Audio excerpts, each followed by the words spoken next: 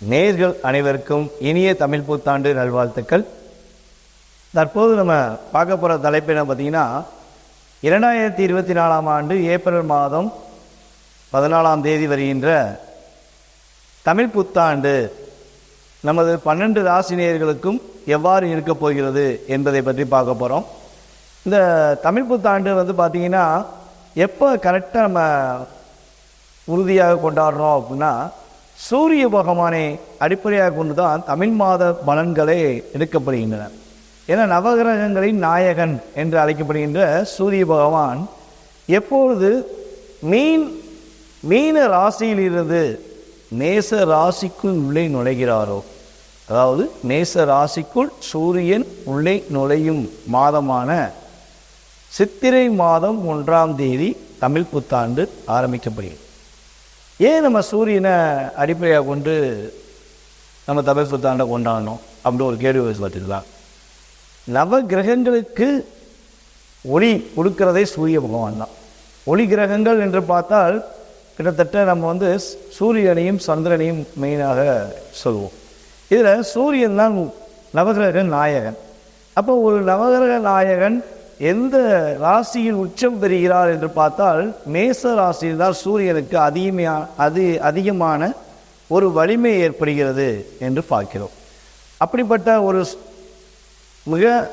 ஒரு வலிமை படைத்த கிரகமான சூரிய பகவான் மேச ராசிக்குள் உள்ளே நுழையும் மாதம் தமிழ் புத்தாண்டாக கொண்டாடப்படுகிறது என்பது உண்மை. எதற்காக இந்த விஷயத்தை மிக அழுத்தமாக சொல்கிறோம்னா, நிறைய குழப்பம் இருக்குது. தமிழ் புத்தாண்டுனா என்ன, நம்ம தமிழ் புத்தாண்டை எந்த மாதமாக எடுத்துக்கலாம் அப்படிங்கிறது ஒரு குழப்பங்கள் நிறைய பேருக்கு இருக்குது. ஸோ அதனால தான் ஒரு விளக்கத்தோடு உங்களுக்கு தெளிவாக சொல்லியிருக்கேன். தமிழ் புத்தாண்டு என்று சொன்னால் உறுதியாக சித்திரை மாதம் 1ஆம் தேதி தான் தமிழ் புத்தாண்டு ஆரம்பிக்கப்படுகின்றன, சூரிய பகவானை அடிப்படையாக கொண்டு என்பது கணக்கு. சரி, ஓகே. இந்த வருடத்தில் நம் தமிழ் புத்தாண்டில் என்னென்ன மாற்றங்கள் நமக்கு ஏற்பட போகிறது என்று பார்க்கும்பொழுது, இந்த தமிழ் புத்தாண்டானது குரோதி வருடம் என்று ஆரம்பிக்கப்படுகிறது. ஒவ்வொரு வருடமும் தமிழ் புத்தாண்டு தமிழ் மாதத்தில் ஒரு பேர் வைத்து ஆரம்பிக்கப்படுது. போன வருடம் பார்த்திங்கன்னா நமக்கு தமிழ் புத்தாண்டு சோபகிருது வருடம் என்று சொன்னோம். இந்த வருடம் பார்த்திங்கன்னா குரோதி வருடம் என்று ஆரம்பிக்கப்படுகிறது. அதே போல் தமிழ் புத்தாண்டு ஆரம்பிக்கும் பொழுதே என்ன ஒரு மிக முக்கியமான விஷயங்கள் இருக்கும் சொல்லி பார்த்தீங்கன்னா, ஒவ்வொரு கிரகங்களுக்கும் ஒரு பதவி கொடுப்பாங்க. பஞ்சாங்கம் படிக்கிறவங்களுக்கு நல்லா தெரியும். சில பேர் பஞ்சாங்கம் படிக்கிறாங்க, பல பேர் பஞ்சாங்கம் பார்க்குறதே கிடையாது. ஜோதிடர்களே நிறைய பேர் பஞ்சாங்கம் பார்க்குறது கிடையாது. ஸோ பஞ்சாங்கம் ஜோதிடர் இல்லாதவர்களும் வச்சுருக்காங்க, அதான் உண்மை. அப்போ பஞ்சாங்கத்தில் பார்த்தீர்கள் என்றால் ஃப்ரண்ட் பேஜில் போட்டிருப்பாங்க ஒவ்வொரு வருடத்தின் ராஜா யார், மந்திரி யார், சேனாதிபதி யார், தானியாதிபதி யார் அப்படின்னு சொல்லி போட்டிருப்பாங்க. அதன் அடிப்படையில் தான் அந்த தமிழ் புத்தாண்டு செயல்படுகிறது. அப்போ தலைமை பொறுப்பு அந்த வருடத்தின் யார் வகிக்கிறார் என்று பார்க்கும்போது, இந்த வருடத்தின் ராஜாவாக செவ்வாய் பகவான் வருகிறார். இந்த குரோதி வருடத்தின் ராஜாவாக செவ்வாய் பகவானும் மந்திரியாக சனீஸ்வர பகவானும் இடம்பெறுகிறார். அதுக்கு அடுத்தபடியாக பார்த்தீங்கன்னா சேனாதிபதியாக சுக்கிர பகவானும் தானிய அதிபதியாக சூரிய பகவானும் இடம்பெறுகிறார்கள். இப்படிப்பட்ட ஒரு வலிமையான கிரகமைப்பு. ஏன்னா செவ்வாய் அப்படின்னு சொன்னோடனே எல்லாருக்குமே தெரியும், ஒரு வேகமும் விவேகமும் இருக்கும் அப்படிங்கிறத பார்க்குறோம். அப்போ ஒரு தலைமை பொறுப்பில் வகிப்பவர் செவ்வாய் என்று பார்க்கும்பொழுது, இந்த வருடம் மிக அதிவேகமான சூழ்நிலை செல்வதற்கான வாய்ப்புகள், ஒரு என்ன சொல்கிறதுனா எதையும் யோசிக்காமல் பட்டு முடிவெடுத்து செய்யப்படக்கூடிய செயல்பாடுகள்லாம் நமக்கு நடப்பதற்கான வாய்ப்புகள் உண்டு என்று பார்க்கிறோம். சரி, ஓகே. இந்த வருடத்தில் ஆரம்பம் என்று பார்க்கும்பொழுது என்ன லக்னத்தில் ஆரம்பிக்கிறது தமிழ் வருடம் அப்படின்னு பார்த்தீங்கன்னா, விருச்சக லக்னத்தில் ஆரம்பிக்கப்படுகிறது. ராசி என்று பார்க்கும்பொழுது மிதுன ராசி என்று, அதாவது விருச்சக லக்னத்தில் ஆரம்பிக்கப்படுகிறது. நட்சத்திரம் என்று பார்க்கும்பொழுது திருவாதிரை நட்சத்திரத்தில் தமிழ் வருட பிறப்பு ஆரம்பிக்கப்படுகிறது என்று பார்க்கிறோம். திருவாதிரை நட்சத்திரங்கிறது மேச ராசியிலிருந்து 3ஆம் ராசியாக வரும். லக்னம் என்று பார்க்கும்பொழுது விருச்சக லக்னம் 8வது லக்னமாக வருகிறது. அப்போ இந்த கிரகமை இந்த பாவக அடிப்படையில் பார்க்கும்போது நம்மளுடைய வாழ்க்கையில் ஒவ்வொரு விஷயங்களிலும் எந்த பாவகம் அதிகமாக செயல்பட போகிறது என்று பார்க்கும்போது 3ஆம் பாவமும் மற்றும் 8ஆம் பாவக அடிப்படை சம்பந்தப்பட்ட, அதாவது 3ஆம் இடம் முயற்சி ஸ்தானம், 8ஆம் பாவகம் அதிலாப், அதாவது திடீர் அதிர்ஷ்ட யோகங்கள் மற்றும் சில மறைமுக சம்பந்தப்பட்ட செயல்பாடுகள் என்பதெல்லாம் இந்த காலகட்டங்களில் நாம் பார்க்கிறோம். அதே போல் பார்த்திங்கன்னா இந்த தமிழ் வருடத்தில் ஆரம்பத்தில் உள்ள கிரக நிலைகள் என்று பார்க்கும்பொழுது தமிழ் வருடம் ஆரம்பிக்கும்பொழுது உங்களுக்கு 14ஆம் தேதி சித்திரை மாதம் 1ஆம் தேதி ஆரம்பிக்கிறது. குரு பகவான் ஆரம்பத்தில் மேசராசியும் அதுக்கு அடுத்தபடியாக ரிஷபராசிக்குள் நுழைகிறார். அதுக்கு 6ஆம் இடத்தில் கேது பகவான், அதாவது கன்னி ராசியின் கேது பகவானும், அதேபோல் 11ஆம் இடத்தில் சனி பகவானும் செவ்வாய் பகவானும் இணைந்து செயல்படுகிறார்கள். அதேபோல் பார்த்திங்கன்னா 12ஆம் இடத்தில் ராகு பகவான், சுக்கிர பகவான், புதன் பகவான். இந்த கிரகநிலை அமைப்புகளில் நம் தமிழ் புத்தாண்டு ஆரம்பிக்கப்படுகின்றன. ஏன்னா மாத பலன்கள் அப்புறம் தமிழ் வருட பலன்கள் என்று பார்க்கும்பொழுது கிரகங்களின் கோச்சார கிரகங்களின் அடிப்படையில் வைத்து தான் பலன்களை உறுதியாக எடுக்கிறோம் என்று பார்க்கிறோம். ஸோ இந்த வருடம் உங்களுக்கு மிகப்பெரிய ஒரு பொக்கிஷமான வருடமாக, வெற்றிகரமான வருடமாக இருக்க வேண்டும் என்று எல்லாம் இல்ல சிவபெருமானை வேண்டிக் கொள்கிறேன். வாங்க நம்ம ஒவ்வொரு ராசியாக தமிழ் வருடத்தை பார்க்கலாம். மகர ராசி நேயர்களுக்கு குரோதி வருடம் தமிழ் புத்தாண்டு என்னென்ன நன்மைகள் கிடைக்க போகுது அப்படிங்கிறத பற்றி பார்க்க போகிறோம். அதாவது என்னென்ன விஷயங்களையும் கவனமாக இருக்கணும் அப்படிங்கிறத பற்றி பார்க்க போகிறோம். இந்த தமிழ் புத்தாண்டானது உங்களுடைய வாழ்க்கையில் மிகப்பெரிய ஒரு மாற்றத்தை கொடுக்கக்கூடிய வருடமாக இருக்க போகிறது.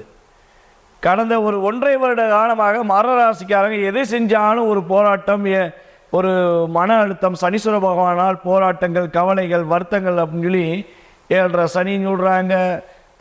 ஏகப்பட்ட விஷயங்களை மக்களே சொல்ல ஆரம்பிச்சாங்க. ஐயா எனக்கு 7.5 நடக்காம 7.5 எப்போ முடியும், மகர ராசிக்கு 7.5 முடியுமா அப்படின்னு கேட்காங்க. ஓகேவா? இப்படி நிறைய விஷயங்களை கேட்டுக்கொண்டிருக்கும், கவலைகளையும் மனசில் வருத்தங்களையும் வைத்து கொண்டே தன்னுடைய வாழ்க்கையை நகர்த்தி கொண்டிருக்கும் மகர ராசிக்காரர்களுக்கு மிகப்பெரிய ஒரு மாற்றத்தையும் நல்ல விதமான முன்னேற்றத்தையும் கொடுக்கக்கூடிய காலகட்டம் இந்த காலகட்டம். மகர ராசிக்காரங்க ஃபஸ்ட்டு இந்த வருஷத்தில் ரொம்ப ரொம்ப நிம்மதியாக இருக்கலாம். தன்னுடைய காதலை கைகூட வைக்கக்கூடிய காலகட்டம் மகர ராசிக்காரங்களுக்கு இந்த வருஷம். அதே போல் கனவு மனைவி யாராவது பிரிஞ்சிருந்தாங்க அப்படின்னா உறுதியாக இந்த வருடத்தில் அவர்கள் இணைவதற்கான வாய்ப்பு கிரகங்கள், கோச்சார கிரகங்கள் ஏற்படுத்தி கொடுக்கின்றன. கணவன் மனைவிக்குள்ள ஒற்றுமை இருக்கும். அப்பாவளி உறவு மூலமாக மிகப்பெரிய ஒரு நல்ல விதமான முன்னேற்றங்கள் இருக்கும். அதே போல் பார்த்தீங்கன்னா உங்களுடைய மூத்த சகோதரருக்கு யாருக்காவது திருமணம் நடக்கவில்லை என வருத்தப்பட்டிருந்தீங்கன்னா அவங்களுக்கு, சகோதர சகோதரிகளுக்கு திருமணம் கைகூடுவதற்கான வாய்ப்புகள் உண்டு. வெளிநாட்டு பயணத்துக்கு காத்திருக்கும் மகராசிக்காரர்கள் உறுதியாக இந்த வருடத்தில் வெளிநாடு செல்வார்கள்.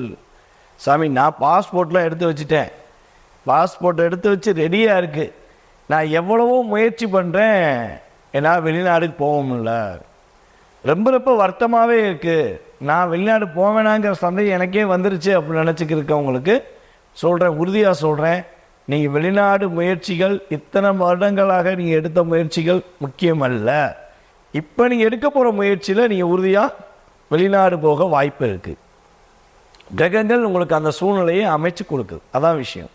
அதே போல் பார்த்தீங்கன்னா தேவையில்லாமல் கொடுத்த வாக்கு காப்பாற்றுறேன் அப்படின்னு சொல்லி எங்கேயும் போய் வாண்டடாக மாட்டிக்கிறக்கூடாது. யாருக்கும் வாக்கு கொடுக்கறத நீங்கள் நிப்பாட்டிக்கணும். சரியா? சனீஸ்வர பகவான் எப்போ உங்கள் ராசிக்கு 2ஆம் இடத்தை விட்டு கடக்கிறாரோ அதுக்கு பிறகுதான் நீங்கள் நான் செஞ்சு கொடுக்கேன், என்னால் முடியும், நான் உங்களுக்கு உறுதுணையாக இருப்பேன்னு சொல்லவே செய்யணும். அன்னி பொறுமையாக இருங்க. சரியா? அவசரப்பட்டு நீங்களாக மற்றவங்க விஷயத்தை போய் தலையிட்டுட்டு ஐயையோ குத்துதே குடையுதே, நான் என்ன செய்வேன் தெரியலையே, ஒரே போராட்டமாக இருக்குது அப்படிங்கிற சூழ்நிலையை திரும்பியும் நீங்கள் மாட்டிக்கிறக்கூடாதுன்னா கண்டிப்பாக மற்றவங்க விஷயத்தில் தலையிடுவதை தவிர்த்து விடுங்கள் என உறுதியாக சொல்கிறேன். வண்டி வாகனங்கள் வாங்கக்கூடிய யோகங்கள்லாம் இந்த வட்டம் உங்களுக்கு சிறப்பாக இருக்குங்க. கவலைப்பட வேண்டாம். புதிய வண்டி வாகனங்கள் வாங்கலாம், அல்லது பழைய வண்டியை ஆல்ட்ரேஷன் பண்ணணுன்னாலும் இந்த காலகட்டங்களில் நீங்கள் உறுதியாக பண்ணுவதற்கான வாய்ப்புகள் உண்டு. காதல் கைகூடும், கல்யாணம் உங்களுக்கு சிறப்பாக நடைபெறும். இதுதான் உண்மை. காதல் கைகூடவே மாட்டேங்கி, என் லவ்வர்ஸ் புரிஞ்சிக்கவே மாட்டேங்க, இல்லை நான் லவ்வர்ஸ் சொல்லவே பயப்படுறேன் அப்படின்னு நினைக்கிறவங்களுக்கு இந்த காலகட்டங்களில் காதலை கைகூட வைப்பதற்கான வாய்ப்புகள் உண்டாகின்றன. இதில் இன்னொரு ஒரு முக்கியமான விஷயத்தை சொல்லணும். மகர ராசியில் திருவோண நட்சத்திரத்தை சார்ந்தவர்கள் உறுதியாக கொஞ்சம் கவனமாக இருக்க வேண்டும். வருகிற மேக்சிமம் பார்த்திங்கன்னா 8ஆம் மாதம் அல்லது ஒரு 9ஆம் மாதம் வரையமாச்சும் கவனமாக இருக்கணுங்கிறது நிதர்சனமான உண்மை. அதாவது மகர ராசியில் உள்ள திருவோண நட்சத்திரக்காரர்கள் மட்டும் கண்டிப்பாக பொறுமையை கடைபிடிக்க வேண்டும். தாயாருடைய உடல் ஆரோக்கியம் சம்மந்தப்பட்ட விஷயங்களை கடைபிடிக்க வேண்டும். ஏதாவது ஒரு சின்ன சின்ன விஷயம்னா உடனே பார்க்க வேணும். அம்மா மேலே ரொம்ப பாசமாக இருக்கணும். அம்மாவுக்கு ஒரு சின்ன விஷயம்னா கூட விட்டு கொடுக்காம உதவி செய்யணும். மகர ராசியில் திருவோண நட்சத்திரக்காரர்கள் இதை உறுதியாக கடைபிடிக்க வேண்டும் என்பது உண்மை. இந்த விஷயத்தில் மட்டும் அவசரப்பட்டுறாதீங்க. முடிஞ்சளவு திருவோண நட்சத்திரக்காரர்கள் தினமும் விநாயகர் வழிபாடு செய்வது மிகப்பெரிய முன்னேற்றம். காலை எந்திரிச்சோனையும் உங்களுடைய வேலை எந்த வேலை எவ்வளோ வேலைகள் இருந்தாலும் மறக்காமல் போய் விநாயகரை போய் வழிபாடு செஞ்சுட்டு வந்துட்டு நீங்கள் கட்டாயமாக ஃபாலோ பண்ணலாம். இது திருவோண நட்சத்திரக்காரர்கள் 100% செஞ்சால் நல்ல மாற்றங்கள் உண்டு. அதே இது பார்த்திங்கன்னா அவிட்ட நட்சத்திரம் அதே போல் உத்திராட நட்சத்திரக்காரர்களும் இதை கடைபிடிக்கலாம். ஆனால் திருவோண நட்சத்திரம் கண்டிப்பாக கடைபிடிக்கணும் அப்படிங்கிறது உண்மை. ஏன் அப்படின்னு மட்டும் கேட்டிங்கன்னா, கேது பகவானால் சிறு தாக்கங்கள் உங்களுக்கு ஏற்பட இப்போ உள்ள கேது பகவானுடைய செயல்பாடுகள், அதாவது கோச்சார ரீதியான கேது பகவானுடைய செயல்பாடுகள் மூலமாக திருவோண நட்சத்திரத்தை அதிகமாக அஃபெக்ட் பண்ணுறதுக்கான வாய்ப்பு உண்டு. ஸோ அதனால் ஒரு முன்னெச்சரிக்கையாக நீங்கள் அதை கடைபிடிக்க வேண்டும் என்பதை உங்களுக்கு இந்த வீடியோ மூலமாக உறுதியாக தெரிவிக்கிறேன். அதுக்கு அடுத்தபடியாக பார்த்தீங்கன்னா, உங்களுடைய வாழ்க்கையில் ஒரு பொருளாதார சூழ்நிலைகளில் தாக்கங்கள்லாம் இருந்துச்சு பார்த்தீங்களா, அது உறுதியாக விலகும். அதுபோல் திடீர் யோகங்கள் உங்களுக்கு உண்டு. அதிர்ஷ்ட யோகம், லாட்டரி சீட்டு, இது சம்மந்தப்பட்ட விஷயங்களில் திடீர் அதிர்ஷ்டங்கள் உண்டு. ஆனால் அதிர்ஷ்டத்துக்காண்டி அதிகமாக பணத்தை நீங்கள் செலவழிக்காமல் ஒரு முடிஞ்சளவு ஒரு சின்ன சின்ன விஷயங்களுக்கு செலவழிங்க. அப்போ திடீர் ஒரு அதிர்ஷ்டம் மூலமாக உங்களுடைய பொருளாதாரத்தில் ஒரு மாற்றங்கள் ஏற்பட போகுது. அதுக்கடுத்தபடியாக பார்த்திங்கன்னா, அதிர்ஷ்டம்னா லாட்டரி சீட்டு மட்டும் சொல்ல முடியாது. உங்களுடைய வராத கடன் திடீர்னு சேரும். இப்போ யார்ட்டையா கடன் கொடுத்துருப்பீங்க, அந்த கடன் வரவே மாட்டேங்கி அவங்ககிட்ட கொடுத்த பற்றியா என்ன சொல்லணும் அப்படின்லாம் சொல்லுவாங்க பார்த்தீங்களா. அந்த சூழ்நிலை உள்ள மகர ராசிக்காரர்களுக்கு கொடுத்த கடன் உங்களை தேடி கொடுப்பதற்கான வாய்ப்பு உண்டு. மறைமுக சம்பந்தப்பட்ட பிரச்சனைகள், இல்லீகல் கான்டாக்ட் இல்லீகல் சம்பந்தப்பட்ட சூழ்நிலையினால் ஏற்படுகின்ற பிரச்சனை மகர ராசிக்காரர்களுக்கு தடை விலகி, பிரச்சனை விலகி, நீங்கள் ஒரு நேர்மையான வழியை நோக்கி பயணிப்பதற்கான வாய்ப்புகள், சூழ்நிலைகள், கிரகங்கள் அமைத்து கொடுக்கின்றன. ஸோ இந்த காலகட்டங்களில் மறைமுக சம்பந்தப்பட்ட செயல்பாடுகளை தொடங்காமல் அல்லது அதை தொடராமல் நீங்கள் தடை செய்துவிட்டு உங்களுடைய வாழ்க்கையில் உங்களுடைய எதிர்கால சம்பந்தப்பட்ட விஷயங்களை மட்டும் நீங்கள் கவனம் செலுத்தினீர்கள் என்றால் உறுதியாக உங்களுக்கு இந்த வருடமானது மிகப்பெரிய மாற்றத்தையும் அதிகமான மகிழ்ச்சிகளையும் ஒரு குழந்தை பாக்கியத்தையும் கிடைப்பதற்கான சூழ்நிலையும், அதாவது குழந்தை பாக்கியத்துக்காக காத்திருப்பவர்களுக்கு குழந்தை பாக்கியத்துக்குரிய கிடைப்பதற்கான சூழ்நிலையும் கிரகங்கள் அள்ளி கொடுக்கின்றன என கூறிக்கொள்கிறேன். மேலும் உங்களுடைய சுய ஜாதகம் சம்பந்தப்பட்ட கேள்விகள் ஏதேனும் இருக்குது அப்படின்னா நீங்கள் கீழே உள்ள வாட்ஸ்அப் நம்பருக்கு டீடைல்ஸ் அனுப்பிவிடுங்க. ஏன்னா இப்போ நம்ம சொன்ன விஷயங்கள் எல்லாமே கோச்சார கிரகங்களால் ஏற்படுகின்ற மாற்றங்கள், அதன் மூலமாக மகர ராசிக்காரர்களுக்கு என்னென்ன நன்மைகள் ஏற்பட போகிறத ஒரு 30% நிர்ணயம் பண்ணி சொல்லியிருக்கோம். மீதி பார்த்திங்கன்னா உங்களுடைய சுய ஜாதகத்தில் உள்ள 70% கிரக அமைப்புகள், தசாபுத்திகள் இதெல்லாம் செக் பண்ணிவிட்டு உங்களுடைய எதிர்காலத்தை மிக துல்லியமாக தெரிஞ்சுக்கணும்னு நீங்கள் ஆசைப்பட்டீங்கன்னா கீழே உள்ள வாட்ஸ்அப் நம்பருக்கு உங்கள் டீட்டெயில்ஸ் அனுப்பிவிடுங்க.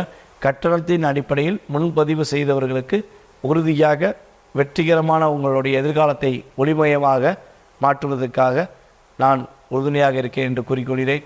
மேலும் நம்ம வீடியோவை பார்த்து கொண்டிருக்கும் மகராசி நேயர்களுக்கும் மற்றும் நம்மளுடைய வாடிக்கையாளர்கள் மற்றும் அத்தனை விதமான நேயர்கள் அனைவருக்கும் எனது தமிழ் புத்தாண்டு நல்வாழ்த்துக்களை தெரிவித்துக் கொள்கிறேன். நான் உங்கள் டிஜே சுந்தரபாண்டி, சிவகாசியிலிருந்து. நன்றி, வணக்கம்.